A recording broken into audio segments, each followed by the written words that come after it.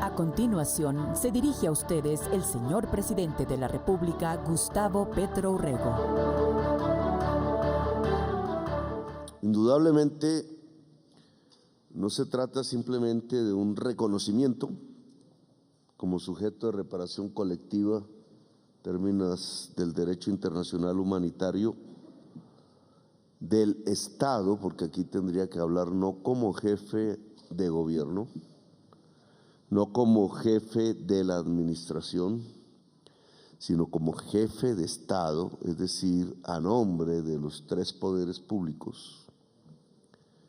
No todos los integrantes de esos poderes estarían de acuerdo conmigo, ni aceptarían al parecer mi jefatura, pero a nombre de estos tres poderes, del Poder Judicial, del cual muchas de sus sentencias, fallos, intervenciones han determinado y han ordenado este tipo de reparaciones múltiples, colectivas e individuales en los años que han pasado en Colombia, y que hoy como gobierno obedezco del mismo gobierno que encabece, que debe cumplir todos los fallos y sentencias judiciales nacionales y convencionales que han salido en defensa de las víctimas, de su reparación, de las garantías de no repetición, y que tiene que ver también con el Poder Judicial, Poder Legislativo, que tiene en sus manos la posibilidad real de la reparación, que en este caso es que los trabajadores y trabajadoras de Colombia puedan gozar de mejores garantías laborales hacia adelante, hacia el futuro, precisamente porque este pasado que aquí reconocemos no se vuelva a repetir. Nada garantiza que no se vuelva a repetir, sino es a partir de un cambio de la concepción misma de la sociedad, de las fuerzas políticas que gobiernen el país en los años que están por venir. Fuerzas que pueden ser pro-trabajadoras, fuerzas que pueden ser anti-trabajadoras, porque de alguna manera lo que hacen los procesos de selección políticos, sean democráticos o no, es discernir qué tipo de fuerzas van a dirigir una sociedad. Sí, como decía aquí Mojica, si quien va a gobernar la sociedad son las fuerzas de la barbarie, o si quien va a gobernar la sociedad son las fuerzas de la esperanza. Ni más ni menos eso decide un ciudadano o una ciudadana cuando tiene la oportunidad de ir a las urnas. A veces las desaprovecha. A veces siendo él o ella un sujeto para defender por las fuerzas de la esperanza, vota por las fuerzas de la barbarie. Alza la piedra y la deja caer sobre sus propios pies. O pone la soga en el cuello y a veces sin querer tira de la butaca. A eso le ha pasado a mucha gente en la historia de Colombia. Precisamente de ese país austral de donde vengo, Chile, pasó allá sin poder decidir frente a una urna si se escogía la barbarie o si se escogía la esperanza.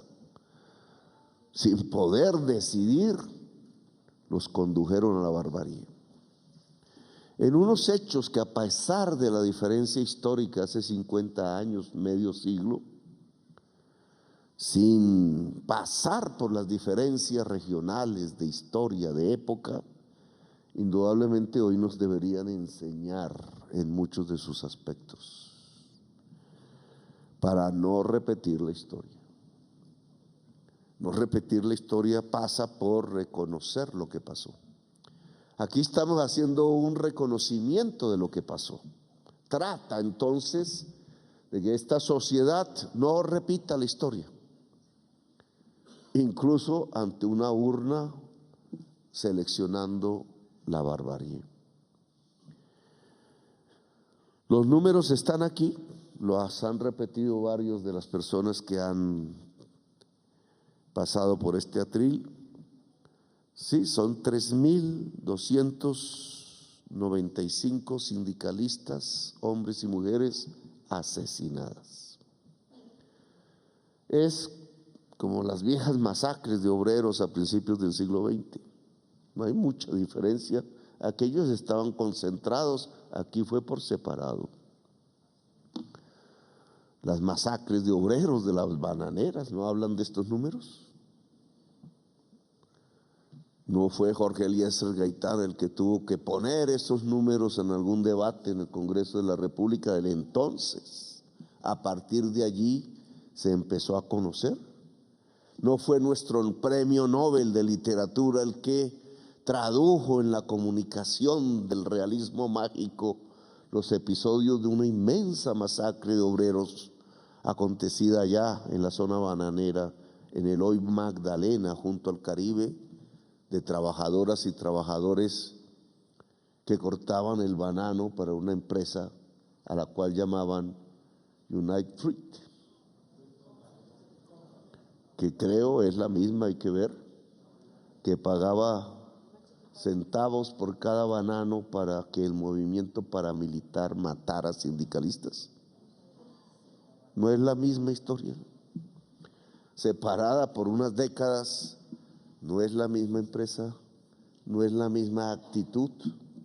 No hacen parte estas cifras de sindicalistas muertos en el Urabá, que son la mayoría, creo, me desmentirá mi ministra, de obreros bananeros sindicalizados, no es lo mismo que en 1922, 28 fue la masacre. ¿Qué pedían en aquel entonces esos obreros?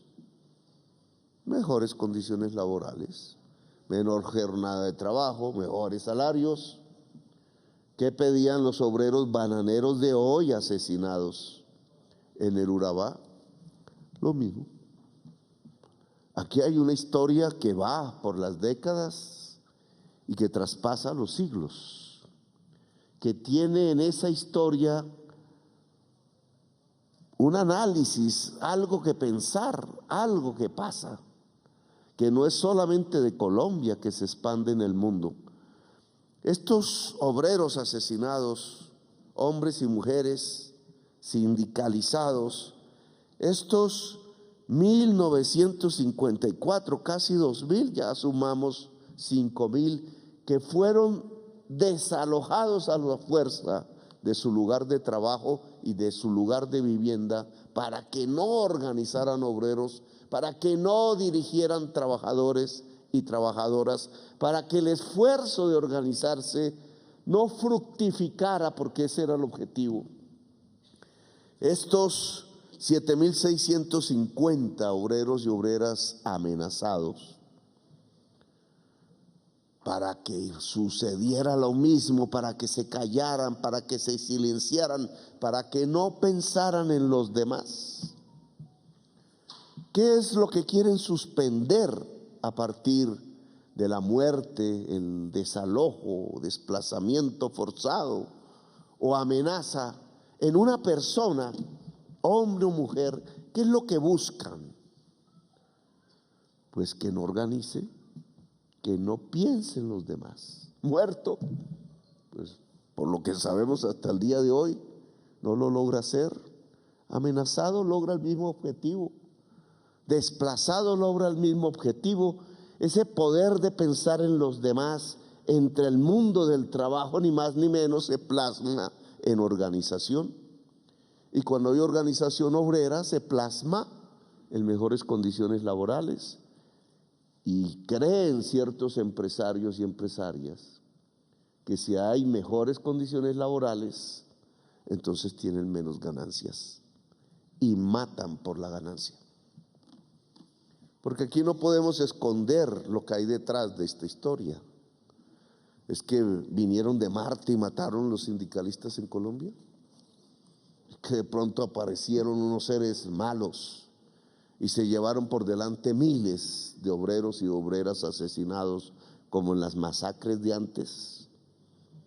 No, el asesino surgió dentro de la sociedad colombiana.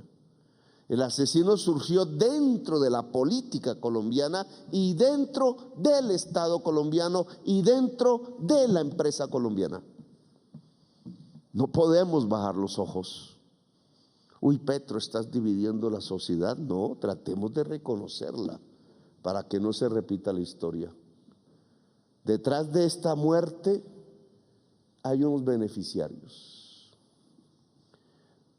Porque esta muerte se produjo, es que hay unos beneficios. Esa es la lógica. No mataron por matar, mataron para ganar. Ganar dinero. Simple codicia, con la que se mueven los sistemas económicos desde hace un tiempo para acá en buena parte del mundo, solo que unos se mueven de una manera diferente a otros. Unos en el fondo no matan, otros empiezan por matar. Hay una diferencia. Quizás a todos les mueve la codicia, pero unos han aprendido en la modernidad a entender que la ganancia crece y crece más si no se mata, si se escucha, si se permite, si hay democracia, incluso, y lo voy a tratar de demostrar en estas palabras, si hay mejores condiciones laborales. Otros creen que si hay mejores condiciones laborales no se gana y por tanto llegan a la tesis fácil de matar primero. Un capitalismo atrasado, un empresariado atrasado que no ve en el obrero su aliado, sino en el señor feudal que se queda con la tierra infértil y hace una alianza de poder anacrónico y autoritario, de poder asesino. Esta historia se podría comparar con otros del mundo, tratando de ver si es que esto es normal. Tanto se ha comunicado estas muertes día a día, mataron aquí, mataron allá, ocurrió tal masacre aquí, ocurrió tal masacre allá, que la sociedad colombiana se acostumbró a la muerte. que la normalizó, dicen los intelectuales, que le parece normal. Por algo lo mataron, dicen. Por algo lo mataron. Mijo, no te metas en eso porque te van a matar. ¿Y qué es eso? Pensar en los demás. No pienses en los demás. Piensa en ti mismo. Es el mensaje. Es el mensaje de la normalización. No pienses en los demás. Si piensas en los demás te van a llamar de izquierda y te van a matar. ¿Y por qué en la sociedad colombiana ser de izquierda significa que lo maten a uno? Si piensas en los demás, otros van a pensar de ti que eres malo,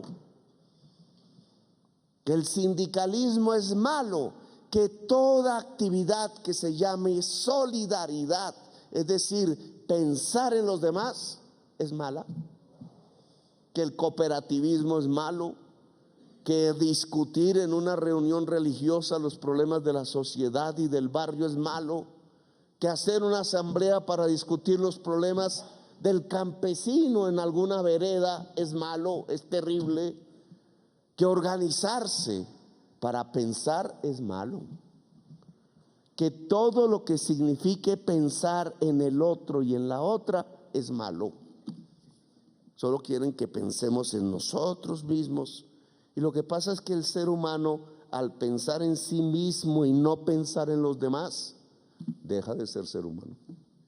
Porque el ser humano es social. Lo primero que hace el niño al nacer, incluso según la ciencia, dentro del vientre, es pensar en la mamá. Y lo primero que hace la mamá cuando está embarazada, cuando sabe que va a ser mamá, es pensar en el bebé. Y ya son dos. Y dos son multitud. El ser humano no puede dejar de ser multitud. Y todo lo que va en contra de eso, como medio de comunicación, como medio de transmisión de ideologías, como medio político, como medio social, todo lo que va en contra de que el ser humano piense en los demás, las demás, simplemente va en contra de la humanidad. Va es a favor de la barbarie. Pues en el mundo obrero, donde se trabaja tú, con él, con ella, con nosotros, con nosotras. Un mundo del trabajo que no puede ser solitario. No es un hombre solo, no es una mujer sola, incluso si el trabajo es a través del computador, porque más allá del computador hay otra y otra conectada, como sabemos hoy en este nuevo mundo de la tecnología. Lo que hay más allá y más allá, otro y otra conectada, es una multitud. Y por tanto, en el mundo del trabajo obligatoriamente se piensa en los y las demás. Quizás el empresario piensa en sí mismo, es su ganancia, pero el trabajador y la trabajadora piensa en los demás, las demás. Y aquí viene una visión encontrada. El trabajador y la trabajadora buscará organizarse, y cuando le metan en la cabeza a ese trabajador y la trabajadora que la organización es mala, lo que lo están es esclavizando, conduciendo a la esclavitud, y yo diría conduciendo al rebaño. En Colombia no se ha permitido la organización obrera. No se ha permitido la organización de quien trabaja. Han asesinado la organización. Lo que han querido es la barbarie. Y esto ha pasado en otras partes del mundo, sí, pero en muy pocas.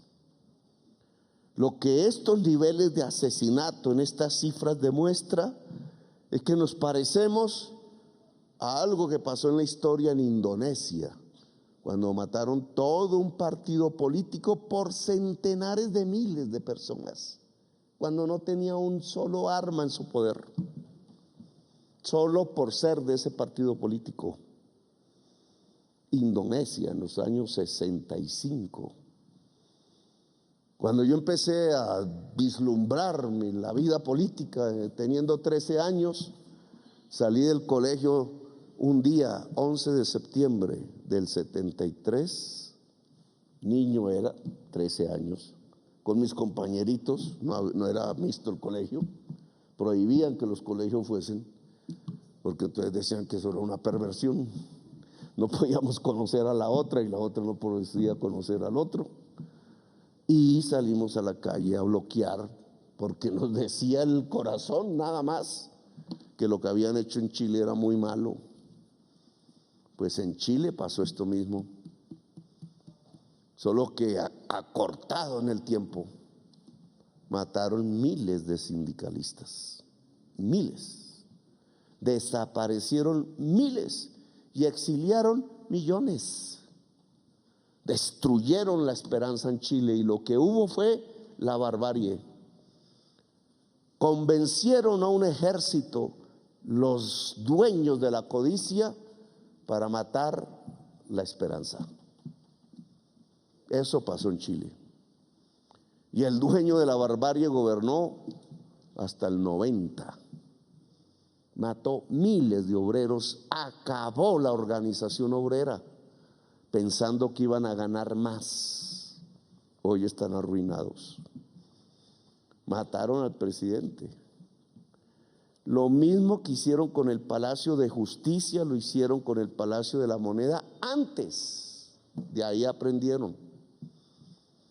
Rodearon el palacio con tanques, dispararon con los tanques contra las paredes y los aviones bombardearon por el techo. Y ahí había una niña. Y el presidente decidió no entregarse y murió. Y el mensaje quedó para el mundo y para la historia.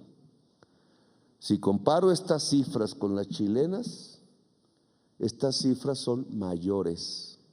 Es decir, quienes han desatado esta violencia en Colombia, los dueños de la codicia en Colombia, son peores que Pinochet. Allá uniformado, aquí de corbata. Esa no es la diferencia.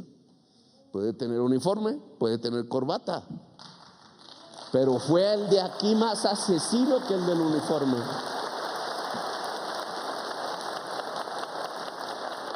Las formas es lo de menos. Que porque se puso de corbata es que Colombia es democrática. La democracia no se define por la corbata. Cuando apareció la palabra demos gatos, no existían las corbatas. Esa no es la definición.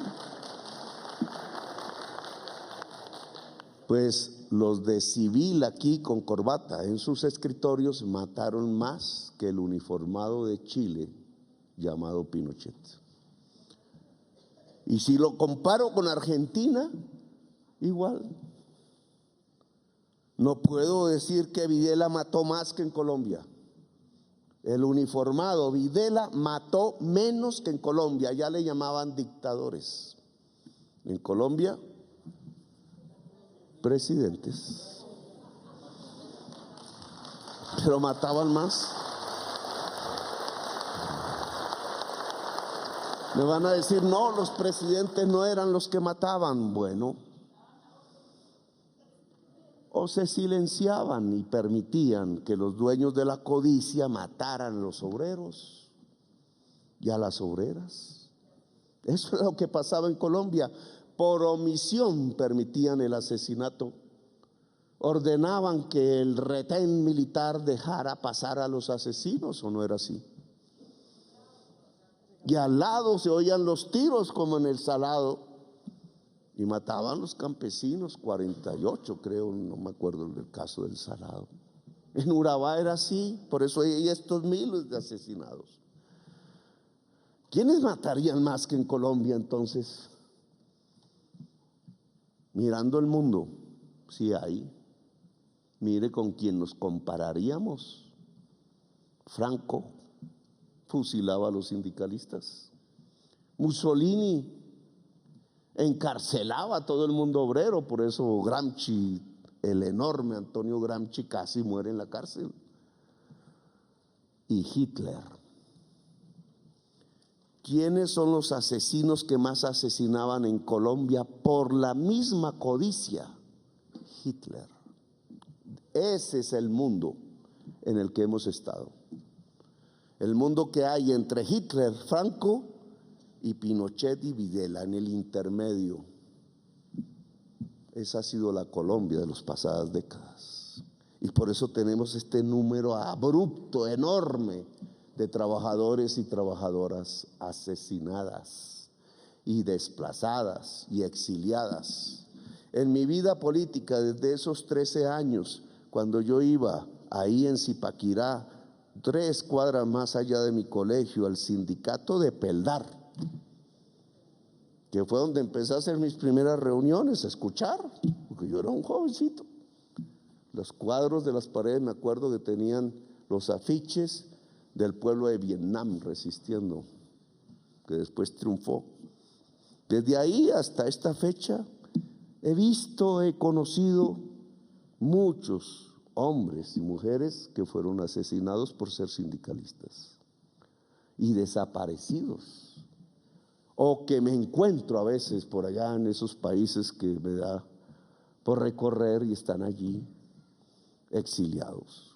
Mi vida misma es testiga del genocidio que han cometido por la codicia y por la barbarie en Colombia contra el pueblo trabajador.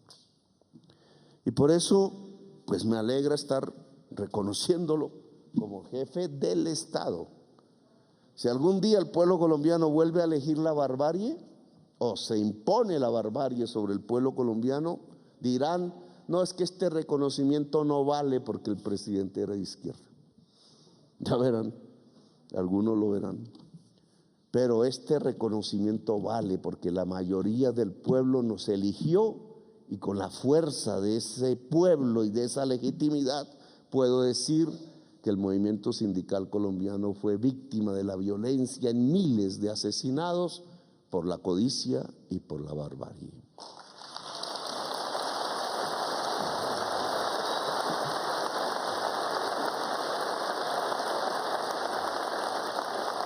¿Para qué? Para ganar más, para ganar más. Ahí se pueden recoger las estadísticas. Hay un concepto que dice salario relativo, no lo usa el movimiento sindical que sobrevive. Se usa salario real, salario mínimo. Salario mínimo es un decreto. La mayoría de los trabajadores y trabajadoras ganan menos que el salario mínimo, no sirve para nada. El salario real es la comparación entre el salario que se recibe en dinero y el nivel de precios. Es individual casi. El salario relativo es la masa de ingresos que recibe todo el pueblo trabajador dentro del ingreso nacional comparado con la masa de ingresos que reciben los dueños del capital y de las rentas del ingreso mismo nacional. Ahí es que se compara. Los trabajadores y trabajadoras recibían tanto, ¿qué porcentaje en el tiempo ha variado?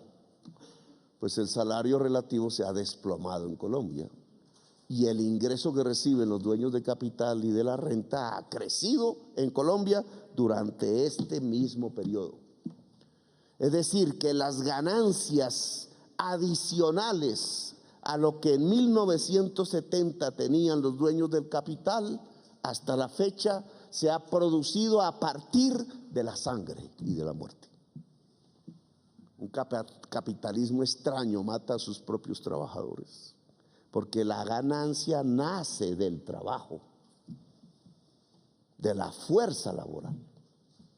No hay un solo peso de la ganancia que no salga del esfuerzo diario de cada trabajador y trabajadora de Colombia. Solo que por no ser dueños de la empresa, pues pasa al propietario de la empresa. Ahora se ha volteado el discurso diciendo que gracias al propietario el trabajador puede decirle: gracias patrón, porque me empleas.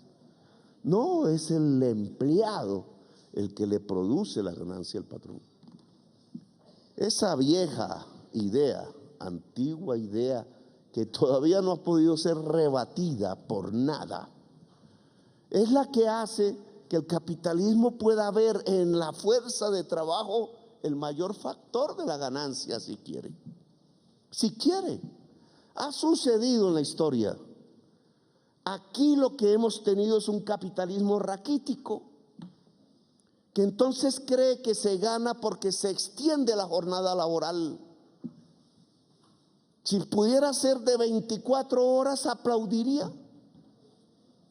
Casi que nos devolvería al mundo de la esclavitud. Casi que diría que el hijo del trabajador también venga aquí a trabajar casi que gratuitamente. Que ve en el alza salarial, un pecado mortal porque va contra la ganancia. Porque ve el que se pueda descansar un día domingo y un sábado ve lo peor del mundo, el escenario de la catástrofe económica. Se le olvida la historia del mismo capitalismo. El primer movimiento obrero que generó las primeras organizaciones obreras que llamaron cartismo, porque publicó la Carta Obrera en Inglaterra, luchaba por tener 10 horas de jornada laboral. Y no pudo, lo derrotaron con la policía. Y al cabo el Parlamento, al final, que siempre derrotaba las reformas laborales en favor del trabajador, el Parlamento inglés al final decidió por primera vez votar una jornada laboral de 10 horas en favor de los trabajadores y las trabajadoras. Y decidió algo que pareció el peor pecado del mundo. La catástrofe económica, eso sí. ¿Saben qué era? Que los niños y las niñas no trabajaran en las fábricas. Esa fue la gran conquista obrera, de la primera de esa época. Porque decían que los niños y las niñas eran mejores, que dejaban de mendigar en las calles, que no había necesidad de tener orfanatos, porque era mejor tenerlos dentro de las factorías llenas de hollín, oliendo los despojos de las máquinas de vapor que usaban el calor a través del carbón. En Inglaterra, centenares de miles de niños y de niñas le generaban la riqueza al patrón.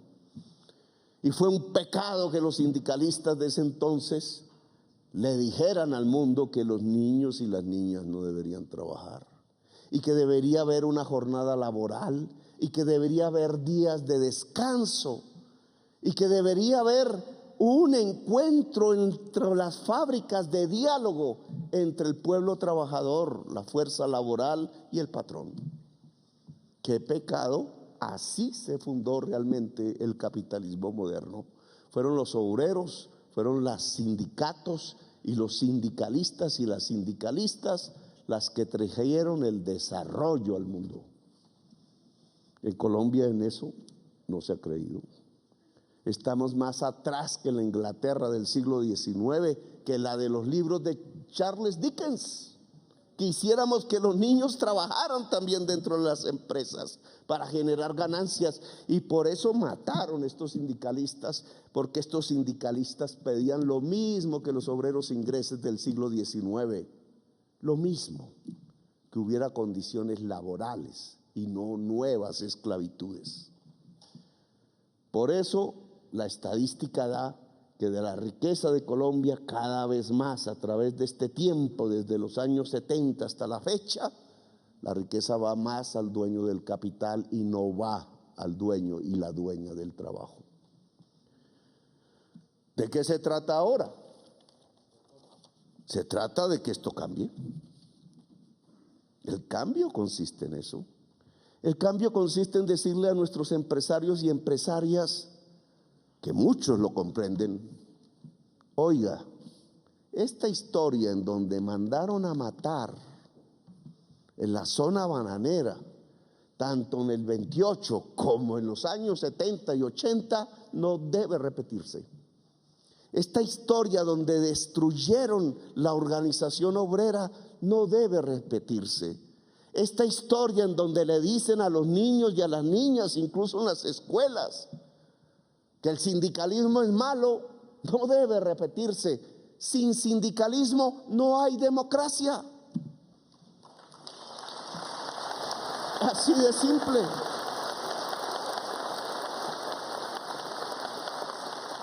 Es carreta. Si el pueblo trabajador no puede discutir las cosas públicas y la cosa de la empresa donde trabaja, no hay democracia. Estamos bajo un mundo autoritario donde alguien con el látigo y la cepa montado en su caballo está detrás persiguiendo al que trabaje, sea hombre o sea mujer. No, ese no es el mundo.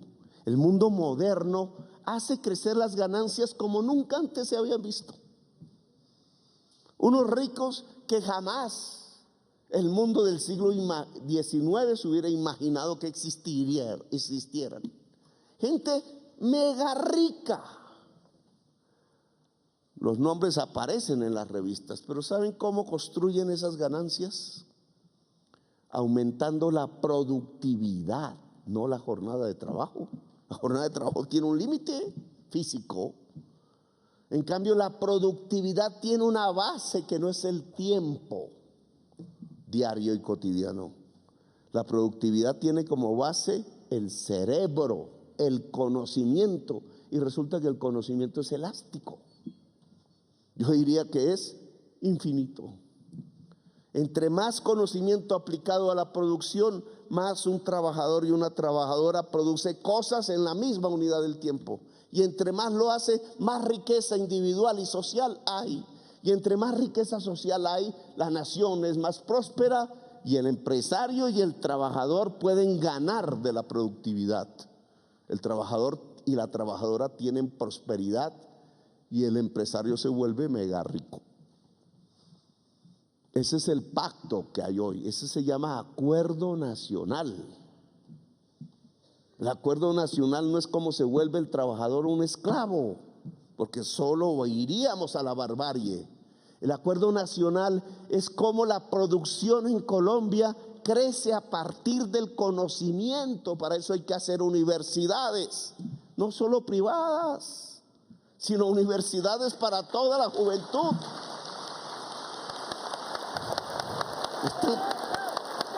Discúlpenme la palabra, pero están castrando las posibilidades del futuro con ese tipo de planteamiento feudal y anacrónico que atrasa a Colombia y por eso la hunde en la cárcel, por eso la hunde en la sangre. Esa no es la Colombia que queremos.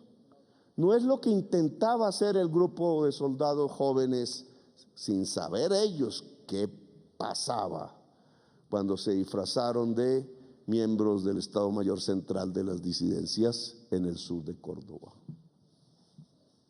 No es un caso aislado. ¿Qué buscaban quienes dieron la orden? ¿Qué? En Córdoba. Que no era un mensaje a los pobladores humildes del Manso. El corregimiento donde estuvieron no era el mensaje para ellos. El mensaje era para la sociedad, para decirles: uy, este gobierno está hundiendo a Colombia en la desorden, en el caos, hay que poner orden. Eso decían cuando Salvador Allende gobernaban. Pero el mensaje iba directo hacia un grupo social específico: los hacendados de tierras productivas que no producen en Córdoba. A ellos. Porque antes les habían mandado una carta por ahí diciendo que organizaran las brigadas, porque no se podía dejar que organizaran el campesinado. Los que dieron la orden de los hechos de ayer es porque quieren que los hacendados vuelvan a ser paramilitares.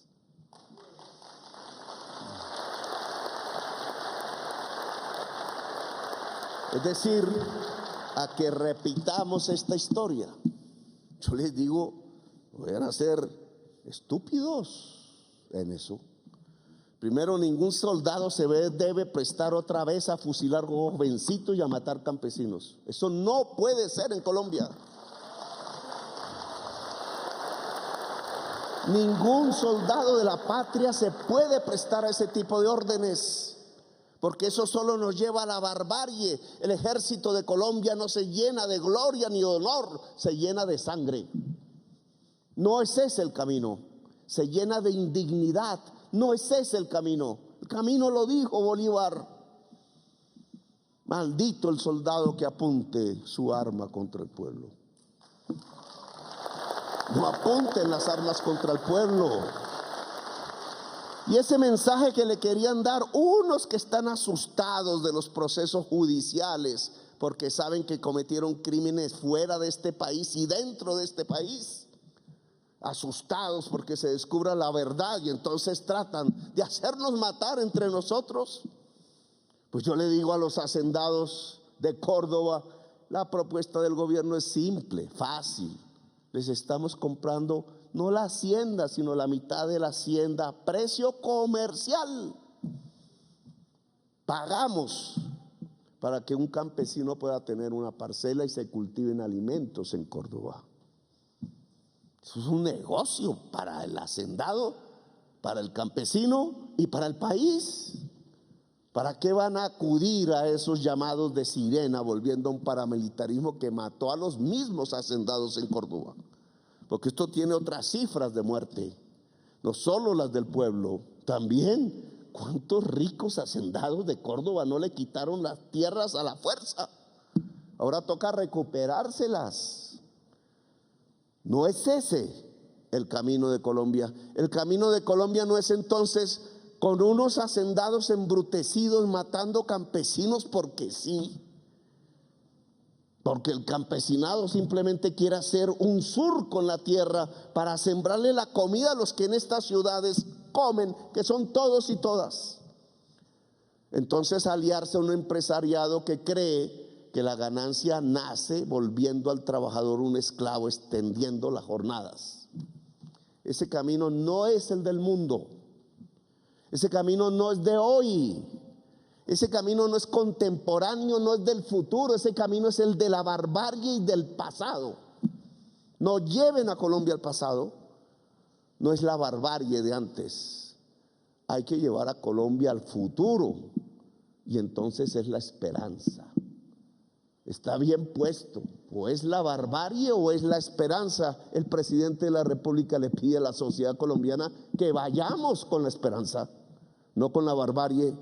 Y implica entonces que las tierras puedan ser cultivadas, que Colombia pueda ser una potencia alimentaria, que sobre la producción de alimentos podamos construir asociativamente la industrialización de esa producción, que el hacendado no va a perder ni un centímetro de tierra y nadie se las va a quitar, se las vamos a pagar, y bien pagas. Y que en la empresa industrial que debe crecer, porque Colombia se debe llenar de empresas industriales, no estas poquitas que tenemos. El criterio para el crecimiento de la riqueza y de la ganancia no es volver al pueblo trabajador esclavo, sino volverlo inteligente, es volverlo estudiado, es volverlo desarrollado en los conocimientos de hoy, para que la productividad pueda crecer. Y al crecer la productividad, crece la ganancia y crece el salario. Y el país se vuelve rico. Y entonces sí nos podemos comparar al mundo de hoy, a los suecos y a los japoneses y a los alemanes y a los norteamericanos del norte, como es el capitalismo de hoy, porque esto no es derribar el capitalismo, alguien lo hará después. Y no se hará por decreto. No sé si estaré vivo, sino las mismas sociedades buscando formas superiores, porque no nos vamos a dejar extinguir en el planeta, porque se podrá ir a un mundo donde una humanidad diferente quizás, como digo en mis discursos, lleve el virus de la vida por el universo, y eso no se hará sobre la base de que nos matemos aquí en el planeta Tierra. Una humanidad nueva que sabrá superar sus problemas en el planeta Tierra y sus problemas con el planeta, no solamente los que están dentro de sí. Hoy por hoy, en la época que nos corresponde, entonces que Colombia transite a la democracia de verdad. Y entonces en la democracia de verdad, que es la base de la paz, se escuche la voz del pueblo trabajador. Y que en el acuerdo nacional entonces lleguemos a las concertaciones, pero escuchando, y no solo escuchando, la voz del pueblo trabajador, que el pueblo trabajador pueda participar en las grandes decisiones del Estado y de la empresa y del barrio y de la vereda y de Colombia. Esa será la democracia. Le pido, ministra,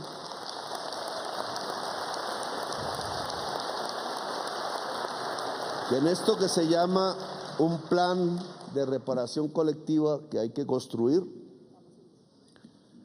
desde el Ministerio del Trabajo se contrate centenares de organizadoras y organizadores de sindicatos en el país, como una reparación verdadera para el movimiento sindical.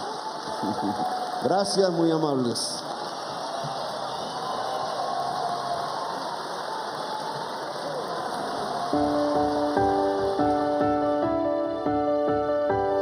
La anterior fue la locución del señor presidente de la República, Gustavo Petro Urrego.